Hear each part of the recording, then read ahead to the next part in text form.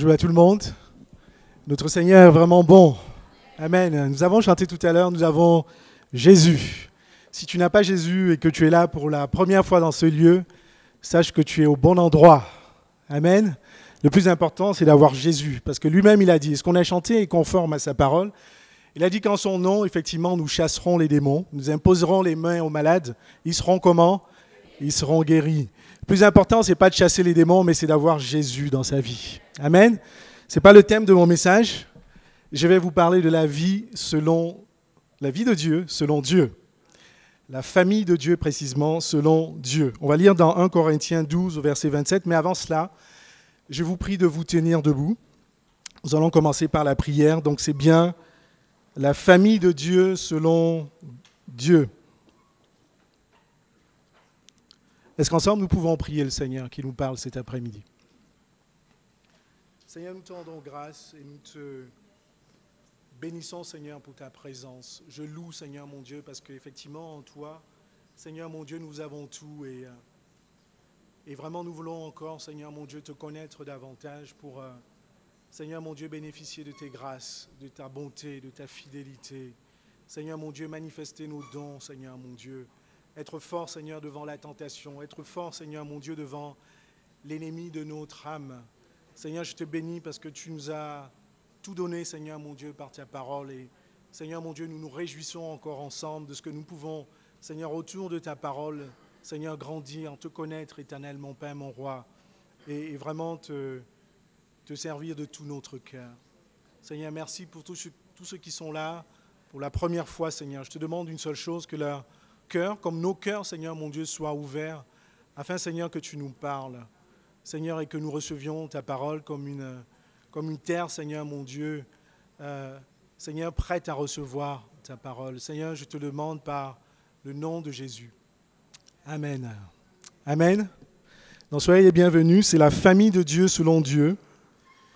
Et pour cela, nous allons lire dans 1 Corinthiens 12, versets 12 à 27. Et je devrais vous dire que, en fait, ce message m'a été inspiré par un rendez-vous que j'ai eu récemment avec quelques frères de l'Église. Nous avons rencontré une certaine administration. Et j'avais été marqué, évidemment, on s'était préparé, et j'avais été marqué parce que chacun a joué sa partition. Donc j'étais avec 3 frères, on devrait présenter un dossier, et chacun de nous avec des compétences différentes. Et on l'a vraiment tellement bien joué, et chacun l'a fait si parfaitement que le Seigneur m'a poussé à m'interroger finalement de ce que c'est que la famille selon Dieu. Nous avons chanté que nous avons Jésus, nous avons le pouvoir, nous avons sa puissance, etc. Mais en fait, je voulais nous pousser cet après-midi, si vous voulez bien, dans une méditation, dans une réflexion que je vous invite à faire avec moi sur 2 questions. Finalement, c'est comment être efficace dans le service du Seigneur, dans la famille de Dieu, et comment bénéficier de toutes les grâces de Dieu, dans la famille de Dieu. Alléluia.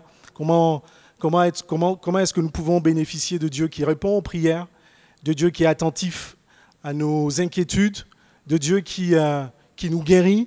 Donc finalement, dans la famille de Dieu, comment nous pouvons fonctionner pour bénéficier des grâces de Dieu. Est-ce que vous êtes d'accord avec ce plan? Donc nous allons lire dans 1 Corinthiens 12, verset 12. Nous allons commencer par le verset 12 qui parle donc du corps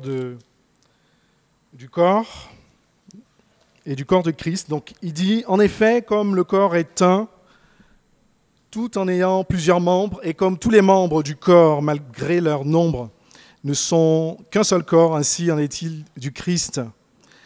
Car c'est dans un seul esprit que nous tous, pour former un seul corps, avons été baptisés, soit juifs, soit grecs, soit esclaves, soit libres, et nous avons tous été abreuvés d'un seul esprit, l'esprit de Jésus-Christ. Ainsi, le corps n'est pas formé d'un seul membre, mais de plusieurs. Si le pied disait « parce que je ne suis pas une main, je ne suis pas du corps », il n'est pas moins du corps pour autant. Et si l'oreille disait « parce que je ne suis pas un œil, je ne suis pas du corps », elle n'en est pas moins du corps pour autant. Si tout le corps était œil, où serait l'ouïe? Et s'il était tout ouïe, où serait l'odorat? En fait, Dieu a placé chacun des membres dans le corps comme il a voulu.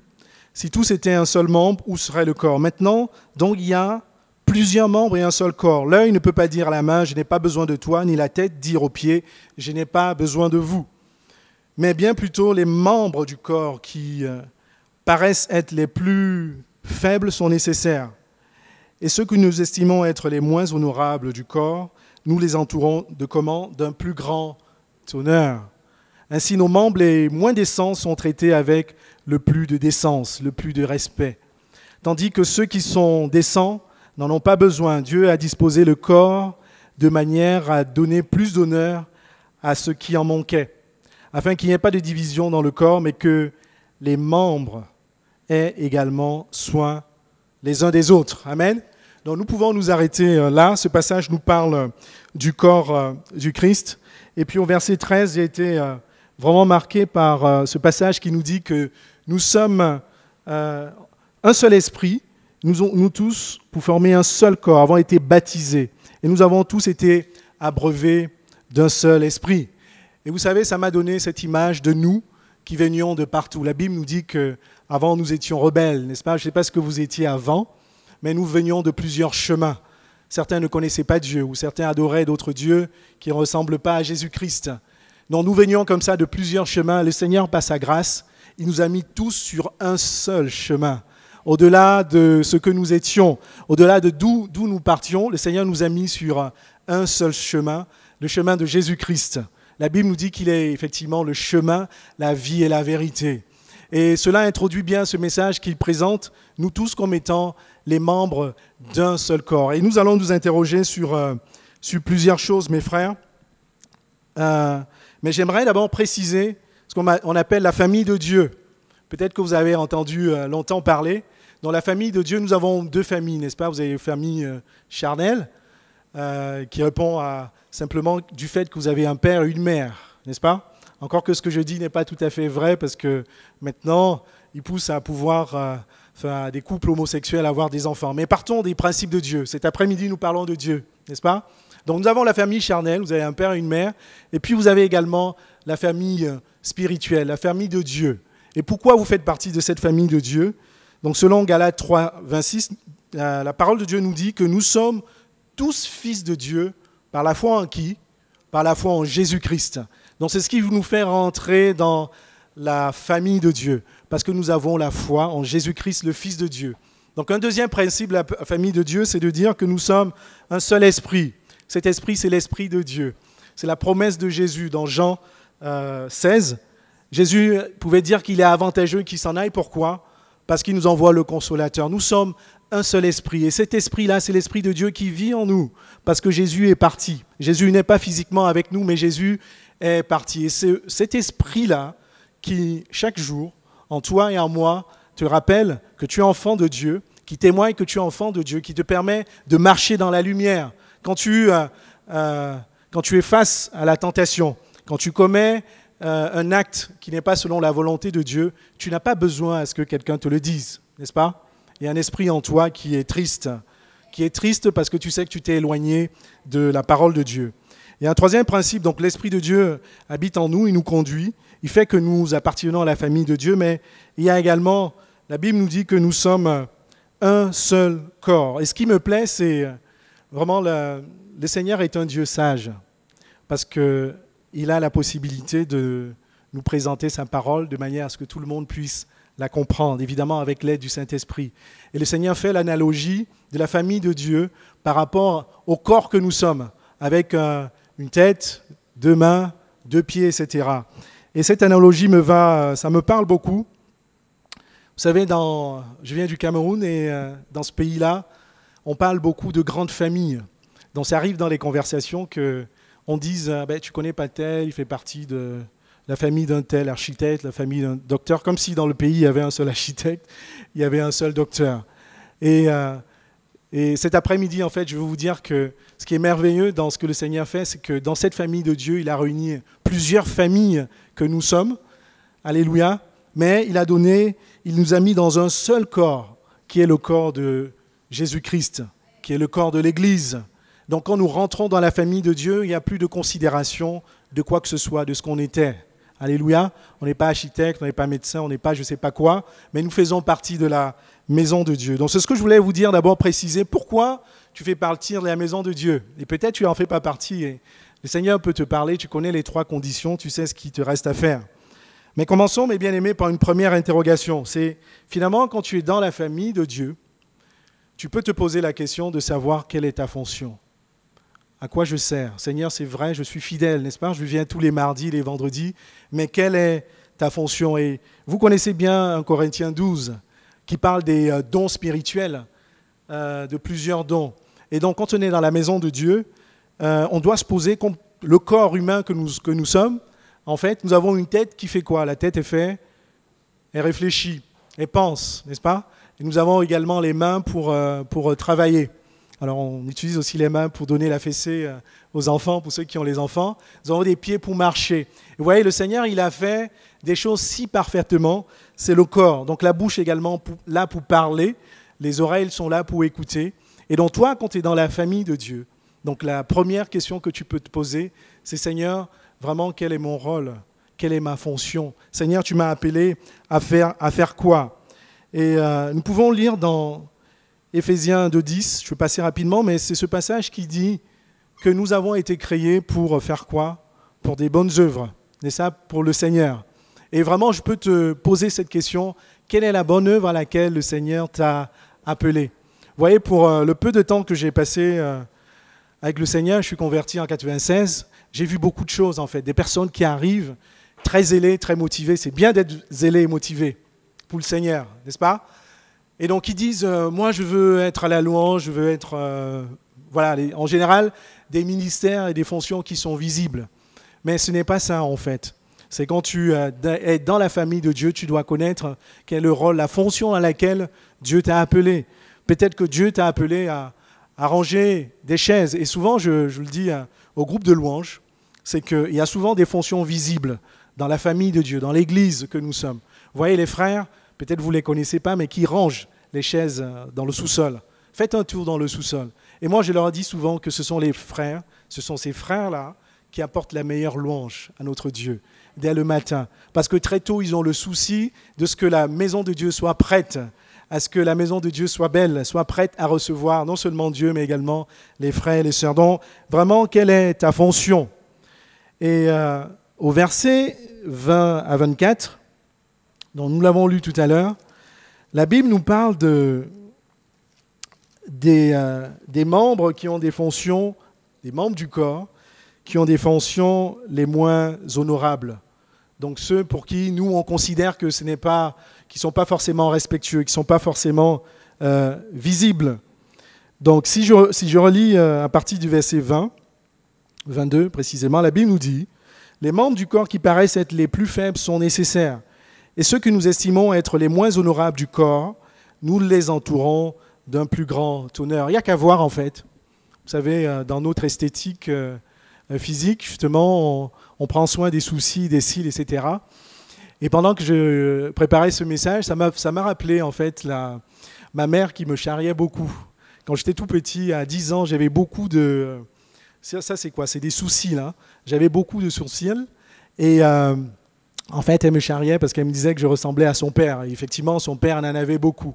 Et ça m'est arrivé de lui demander, mais maman, à quoi ça sert les sourcils et puis les cils?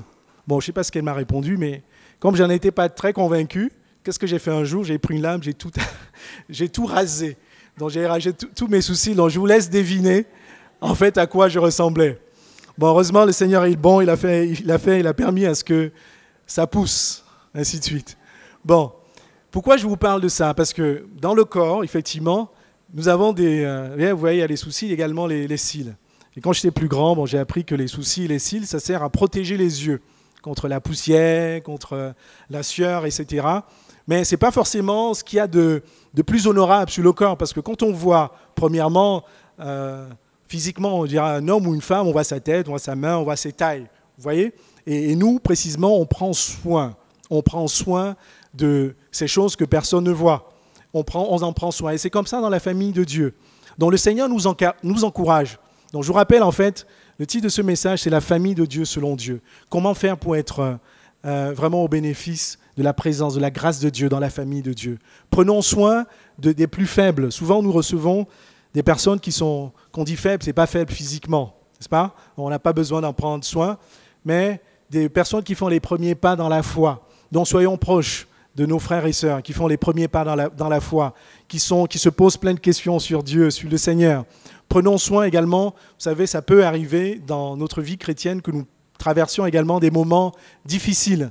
Donc prenons soin de ces plus faibles-là. Donc ayons les yeux ouverts sur le frère et la sœur. Vous voyez aujourd'hui un frère et sœur qui n'a pas la même, on va dire, la même gaieté que d'habitude. Allez vers le frère, vers la sœur en lui disant « Ma sœur, je te reconnais pas.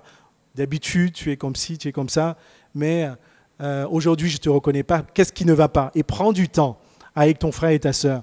Prends du temps pour prendre soin d'elle, pour prendre soin de lui. Amen. Est-ce que vous me suivez? Donc, il y a en fait 3 enseignements sur on va dire les membres les moins honorables. C'est 1, nous devons prendre soin des plus faibles. 2, c'est également avoir du respect pour ceux qui ont des fonctions non visibles, dont je vous en parle, n'est-ce pas? Je vous en ai parlé. Bon, pour tous ceux qu'on ne voit pas. Et nous sommes nombreux également. Vous savez, il y en a qui prient beaucoup pour l'Église, qui ont vraiment à cœur le fait que l'Église ne soit pas attaquée, le fait que le pasteur soit en bonne santé, le fait que l'Église se développe. Je sais que vous êtes nombreux, n'est-ce pas? Et donc, nous devons avoir vraiment du respect pour ces personnes que l'on ne voit pas. Et ce que je voulais également souligner, comme l'apôtre Paul le décrit dans ce passage, c'est la complémentarité en fait des rôles, des fonctions que nous pouvons avoir dans l'Église.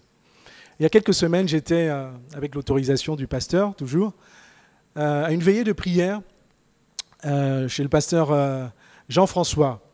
Donc c'était également l'occasion d'encourager les frères de cette église. Et donc ça devait commencer, c'était sur 3 jours. C'était assez ambitieux. Et moi, j'assurais une petite partie. Donc j'arrive ce jour vers 23h, minuit. Et là, je vois qu'il n'y a personne. Mais je dis, mais Seigneur, c'est terrible. On va passer 3 jours dans le jeûne et dans la prière. Il n'y a personne encore à cette heure. Mais comment, Seigneur, on va s'en sortir? Mais au milieu de ce personne-là, il y avait un frère qui jouait à la guitare solo. Et j'ai été tellement marqué. J'étais assis un moment. Et j'écoutais, en fait, il était en train de jouer. Et le frère, il jouait si bien que j'avais l'impression qu'il louait le Seigneur. Vous savez, on n'a pas forcément besoin de chanter, de prononcer des paroles, n'est-ce pas, pour louer le Seigneur. Et le frère, il jouait vraiment si bien. Je ne connaissais pas les paroles, hein, mais je voyais monter la louange vers le Seigneur, l'adoration vers le Seigneur. On était quelques-uns, pas beaucoup, à l'église. Pourquoi je vous en parle? Parce que cette nuit de prière fut vraiment merveilleuse, très bien. Le Seigneur nous a, en tout cas, bénis, nous a visités. Mais pendant cette nuit de prière, je vous disais, j'avais un petit rôle à jouer, mais chacun, c'était complémentaire. Chacun avait apporté sa part. Chacun des frères s'était préparé. Lui, il avait commencé à se préparer et ça s'entendait et ça se voyait. Donc c'est pareil dans la maison de Dieu. Ce n'est pas la prédication qui fait tout. Dans la maison de Dieu, ce n'est pas la louange qui fait tout. Dans la maison de Dieu, ce n'est pas l'accueil qui fait tout, mais c'est tout cet ensemble. Qu'est-ce qui fait que Dieu est présent quand nous faisons les cultes? C'est que nous avons la crainte de sa présence. C'est que chacun de vous, quand vous sortiez, même pendant la semaine, vous pensez à ce moment merveilleux de rassemblement. Vous allez voir vos frères et vos sœurs et que vous allez vous approcher du trône de Dieu. Et dans chacun de nous, il y a peut-être certains qui prient, qui intercèdent pour l'Église. Il y en a qui viennent très tôt, je vous disais, et qui arrangent les chaises. Il y en a qui ont une pensée pour l'Église, qui ne sont même pas là.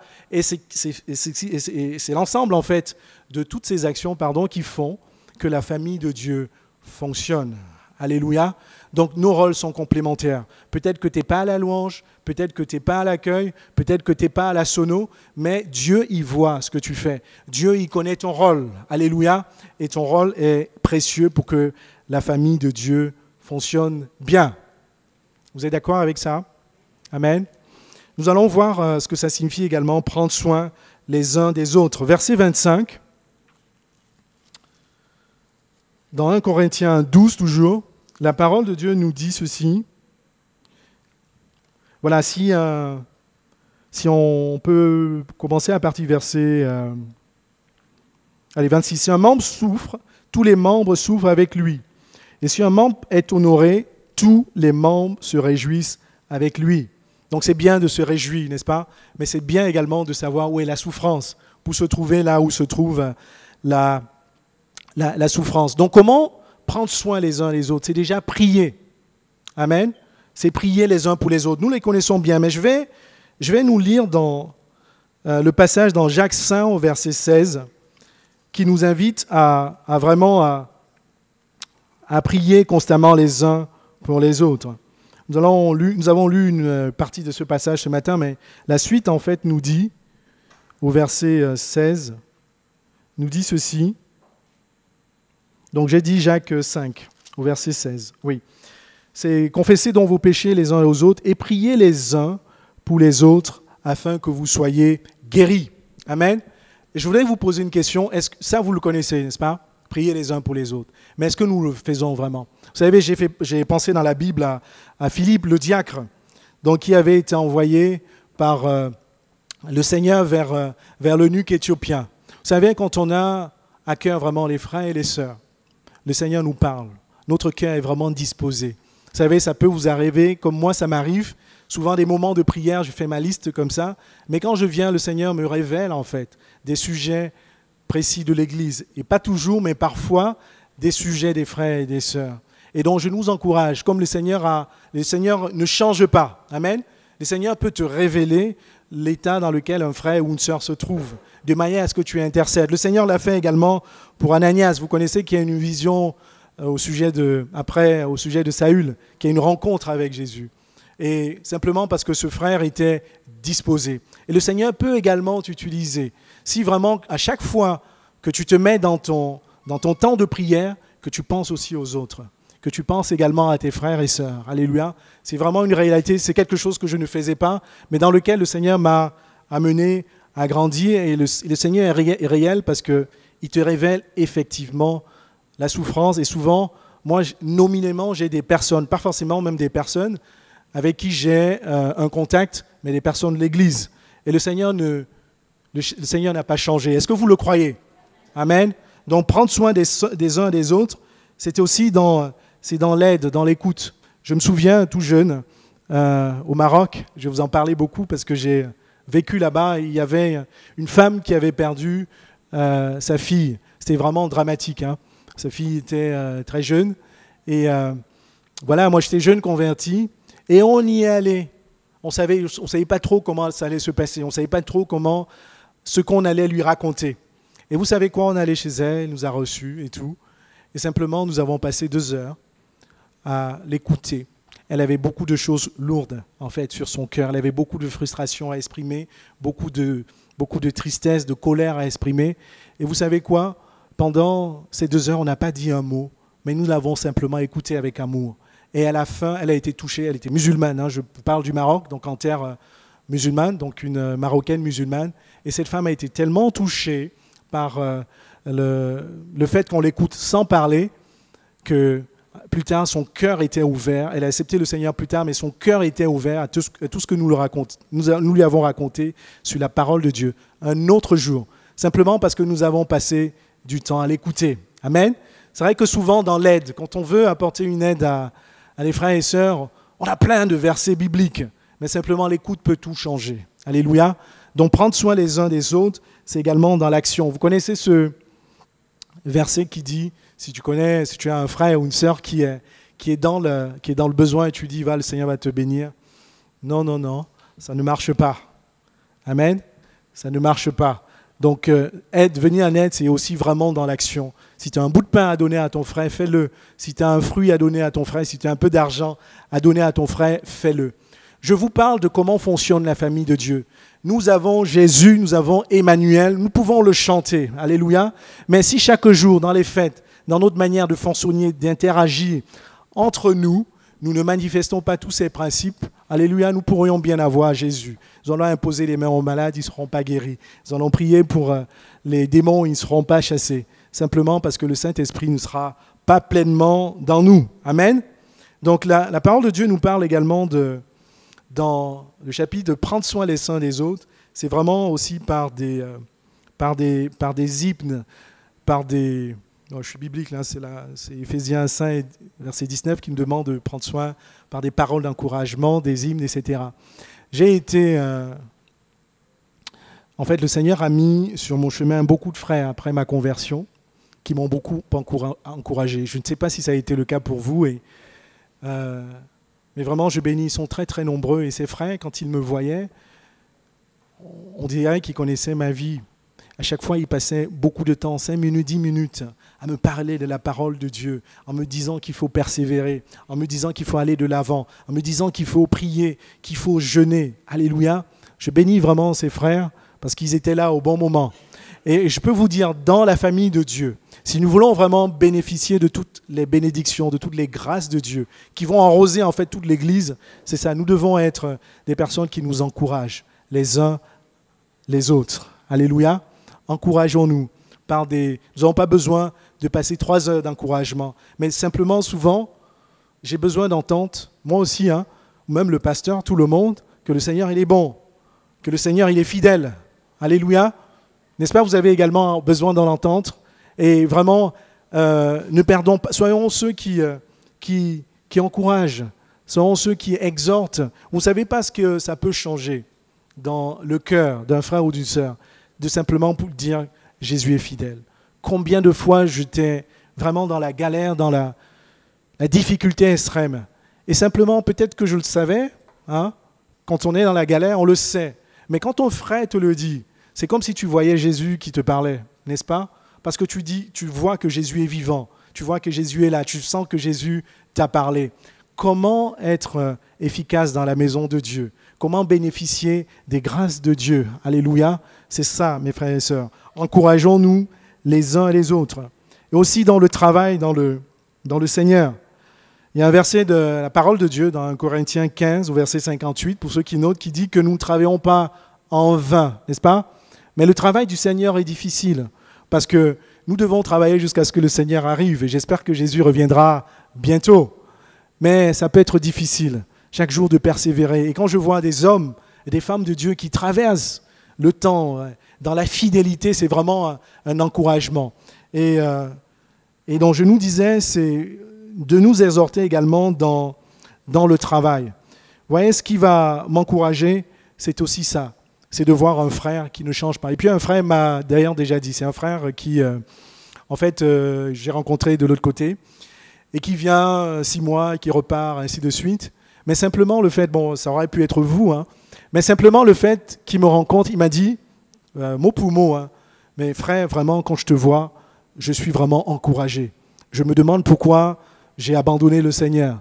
Parce que à chaque fois que je reviens, tous les 6 mois ou les 2 ans, je te vois. Tu es présent. Alléluia. Bon, il me le disait parce qu'il avait été marqué. Ce n'est pas la grâce de Dieu que nous sommes persévérants. Et nous avons besoin d'être encouragés. Vous voyez, et je nous encourage en fait, quand vous voyez qu'il y a un appel pour sortir, distribuer des biens, pour aller annoncer la parole de Dieu, pour la fête de la musique. Alléluia. Fonçons. Ne nous posons pas les questions. Lorsque nous sommes disponibles, fonçons pour nous mettre à l'œuvre de Dieu. En cela, nous nous encourageons également les uns et les autres. Je vais raconter une histoire, c'est ma première évangélisation, on a une première en tout. C'est aussi un frère qui m'avait encouragé, qui me disait « Tu ne peux pas savoir, René, ce que tes paroles peuvent changer dans la vie d'un homme ou d'une femme, même si tu ne la connais pas, même si tu ne le connais pas. » Et donc, alors, quand on n'a pas fait l'évangélisation, on a des boutons là, qui montent sur la tête, sur les pieds, sur les mains, quand on nous dit qu'il faut descendre dans la rue. Vous voyez, je ne sais pas si vous vous souvenez de vos premières évangélisations.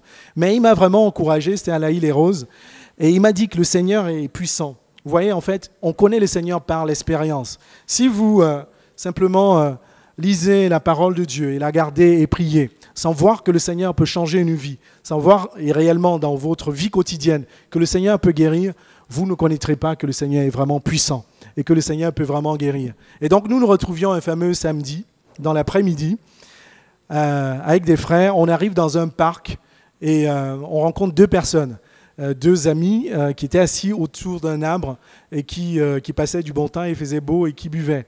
Et donc on s'approche de ces 2 personnes et on commence à leur parler de Dieu. Et il y a une des personnes qui se met en colère et qui s'en va, se met en colère contre nous, se met en colère contre son ami en fait, qui nous dit voilà c'est n'importe quoi, il raconte n'importe quoi, c'est chrétien évangélique, etc. Et là, je regarde mon frère qui m'avait encouragé. pour lui dire, c'est ça l'évangélisation. Comment tu veux qu'on fasse après? Comment arranger la situation? Donc le frère, il ne me dit rien, mais on reste en fait. On reste, on ne se décourage pas, on continue de parler avec cette personne-là, mais qui alors avait un cœur totalement ouvert. Et ils étaient là, je vous ai décrit, hein, ils fumaient, ils buvaient, etc. Mais contrairement à son ami, il avait un cœur totalement ouvert et réceptif à la parole de Dieu. Il a accepté qu'on prie pour lui. Pourquoi je vous raconte ça? C'est simplement pour vous dire que il faut s'encourager même dans le service. Et ce frère-là, parce qu'il m'avait encouragé, m'a permis d'aller plus loin. Et ce jour-là, j'ai vu en fait ce que le Seigneur pouvait faire. J'étais à l'église depuis des années, mais j'ai vu ce que le Seigneur pouvait faire dans une vie. Et quand je descends désormais dans la rue et que je parle de Jésus, je sais qu'il peut transformer les cœurs. Je sais qu'il peut retirer des grandes eaux. Je sais qu'il peut guérir. Je sais qu'il peut délivrer. Alléluia. Je sais qu'il peut révéler la vie des personnes. Donc encourageons-nous dans le service. Soyons également dans le service. La famille de Dieu selon Dieu. Ce que je vous invite aussi à... Je disais qu'on réfléchissait ensemble, il y a certainement plein de choses, mais c'est également manifester de l'amour et du respect les uns vis-à-vis des autres. Jésus pouvait dire dans Jean 13 au verset 35 qu'en ceci, nous connaîtrons quoi? Pardon? En ceci, nous connaîtrons, on va le lire ensemble, donc c'est Jean 13 au verset 35. Donc c'est un passage au sujet de l'amour que vous connaissez bien, mais maintenant je vais vraiment nous pousser à vraiment le manifester. Donc en ceci nous reconnaîtrons que vous êtes mes disciples, que vous êtes ceux qui me suivent. C'est que vous ayez de l'amour les uns envers les autres. L'amour, on en a parlé sous tous les angles, n'est-ce pas? L'amour Dieu nous dit également à travers la Bible que Dieu est amour. Je bénis le Seigneur, j'ai grandi dans une famille en fait qui n'est pas chrétienne, mais où il y avait un si grand amour que jamais je n'ai douté de l'amour de mon frère, de ma mère, de mon père, parce que voilà, il le manifestait. Et parce que c'était pas forcément tout rose, hein. C'était une famille comme, je ne sais pas vous dire, on s'embrassait, tout était bon tous les jours. Mais j'avais des fessées, j'avais mes grands frères, je suis le dernier de la famille, donc mes frères me reprenaient, me donnaient la fessée. Donc tout ça, j'ai subi. Mais jamais, à aucun moment, je n'ai vraiment douté de l'amour de mon père, de ma mère, de mes frères et de mes sœurs. Et plus tard, je me suis posé, vraiment, et je pense que c'est une bénédiction, je me suis interrogé à cela. Il peut y avoir plusieurs raisons, hein. Mais aujourd'hui, nous parlons de la famille de Dieu selon Dieu. Le Seigneur m'a poussé à regarder, on va lire dans Philippiens 2, au verset 3.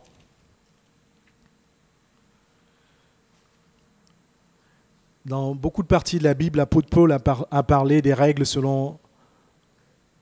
pour vivre dans la famille de Dieu. Au verset 3, il dit en fait, ne faites rien en rivalité par vaine gloire, mais dans l'humilité, estimez les autres supérieurs à vous-même. Que chacun de vous, au lieu de considérer ses propres intérêts, considère aussi les intérêts des autres.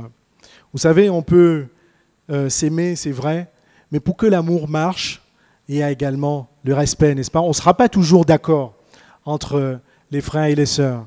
Dans l'Église, il y a beaucoup de discussions sur on porte le voile, on ne porte pas le voile, sur le baptême du Saint-Esprit, etc. Mais quand je regarde, je faisais en fait le parallèle avec ma famille, mais ce qui a vraiment, on va dire, caractérisé notre vie en famille, c'était vraiment le respect. Tu peux ne pas être d'accord avec un frère ou une sœur. Vous voyez, moi quand je vois un frère ou une sœur, qu'on soit d'accord ou pas d'accord, je m'efforce à voir ce que le Seigneur a mis dans sa vie. Déjà. Parce que revenons dans 1 Corinthiens 12. La Bible, vous voyez, avant d'ailleurs, le Seigneur nous parle de plusieurs dons, etc. Et la liste n'est pas exhaustive. Mais au-delà de cela, la Bible nous parle également de ce corps qui a des fonctions, des membres qui ont plusieurs fonctions. Vous voyez, tu peux être en conflit avec un frère ou sœur, mais regarde d'abord ce que le Seigneur a mis dans son cœur, dans sa vie, de ce qu'il peut t'apporter. Alléluia. Amen. C'est ce qui fait persévérer l'amour. Ne soyons pas de ceux qui jugent, qui condamnent, etc. quand tu vois un frère, et je dis dans la maison de Dieu, heureusement qu'on n'est pas d'accord, parce que dans la famille de Dieu, on n'est pas toujours forcément d'accord. Mais voyons toujours les uns aux supérieurs à nous, parce que le Seigneur, il a mis autre chose. Peut-être que toi, tu as le talent de l'écoute, tu as le don de l'écoute. Peut-être que toi, le Seigneur t'a béni dans la prière. Peut-être que toi, le Seigneur t'a béni dans la patience. Mais l'autre, il n'a pas ça, il a autre chose. N'est-ce pas? Amen. Et c'est ce qui permet à ce qu'on vive dans le respect et dans l'amour. Je ne dis pas qu'il ne faut pas, quand vous n'êtes pas d'accord, il faut le dire, mais qu'avec amour et puis avec respect. Donc c'est vraiment la vie selon la vie de Dieu dans la famille de Dieu. Amen. Vous me suivez toujours? Alléluia. On s'est dit beaucoup de choses. Hein. On s'est dit beaucoup de choses. On est parti de ce corps, et c'est le corps de Jésus que nous sommes. On s'est dit en fait que nous sommes les membres du corps du Christ. Nous sommes comment? Nous sommes abreuvés par le même esprit, n'est-ce pas? Donc ce que je mange, ce que je consomme, c'est ce que toi tu consommes, Amanda, c'est ce que toi tu consommes, John. Nous sommes nourris en fait du même aliment qui est le Saint-Esprit. La Bible nous dit également que nous avons des fonctions et des rôles différents dans la maison de Dieu. Alléluia. Et nous nous sommes interrogés sur Seigneur, quel est mon rôle? À quoi je peux être utile, que ce soit visible ou pas. Seigneur, quel est mon rôle? Nous avons vu également que nous avons besoin les uns des autres. Ne dites jamais que vous connaissez tout, vous êtes autosuffisant. Le Seigneur, de toute façon, ne le permettrait pas, parce qu'il sait que tu as besoin de lui. Alléluia. Si le Seigneur t'accorde tout, alors je pense qu'à un moment donné, tu pourras dire, c'est bon, je n'ai pas besoin de Dieu. Donc nous avons vu également que nous devons nous efforcer à prendre soin les uns et les autres. Ce n'est pas toujours facile, mais c'est concrètement dans la prière, dans l'encouragement, dans des actions concrètes. Alléluia. Je résume. Hein. Et nous avons également, nous qui voulons chaque jour marcher dans l'amour de Jésus-Christ qui est si beau, joignons à cet amour vraiment le respect, sachant qu'on respecte, en fait, quand on respecte un frère ou une sœur, on respecte également celui qui est rempli de l'Esprit de Dieu. Donc on respecte Dieu. Alléluia. Que le Seigneur nous bénisse. Amen. Je vais appeler le pasteur. Je vous invite à fermer vos yeux, à courber vos fronts. Est-ce que vous connaissez votre place dans le corps du Christ? Je vous encourage à demander à Dieu, demander au Saint-Esprit. Moi, je voulais connaître le plan de Dieu pour ma vie. Et quand je n'avais que 15 ans, après une année, avec beaucoup de prières et de jeûnes, il m'a parlé de la France. Dieu peut cacher l'avenir, parfois il ne veut pas te révéler. Parfois c'est sa volonté de révéler les choses. Mais il veut qu'on cherche sa face afin d'accomplir son plan pour nos vies. Il a un plan pour chacun de nous. Il veut surtout que chaque croyant apprenne à aimer comme Jésus-Christ nous a aimés. Par ceci, tous connaîtront que vous êtes mes disciples parce que vous avez de l'amour les uns pour les autres. C'est surtout dans l'Église locale que nous devons manifester son amour. Peut-être que vous êtes découragés cet après-midi. Peut-être que vous avez besoin d'être encouragé par le Seigneur. Vous avez besoin d'entendre sa voix. Si vous avez besoin de prière cet après-midi, élevez votre main vers le Seigneur. Père Céleste, tu vois toutes les personnes qui élèvent les mains. Tu connais leurs problèmes, leurs difficultés. Le besoin d'être encouragés. Seigneur, donne-nous la capacité d'aimer, de pardonner, de vraiment manifester ton amour les uns envers les autres. Sanctifie-nous entièrement. Façonne-nous à ton image, Seigneur. Que ton esprit nous contrôle entièrement. Si vous êtes malade, élevez les deux mains vers le Seigneur. Père Céleste, nous te demandons des miracles pour tous. Seigneur, nous croyons à tes promesses, donc étends ta main.